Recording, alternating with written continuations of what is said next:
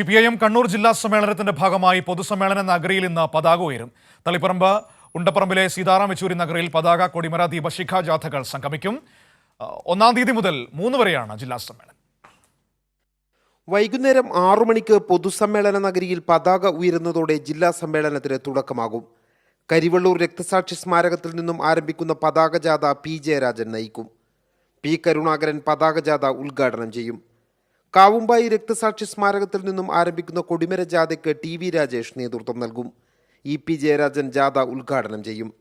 ധീരജ് രക്തസാക്ഷി സ്മാരകത്തിൽ നിന്നും വത്സൻ പനോളി നയിക്കുന്ന ദീപശിഖ ജാഥ പി.കെ. ശ്രീമതി ടീച്ചർ ഉദ്ഘാടനം ചെയ്യും.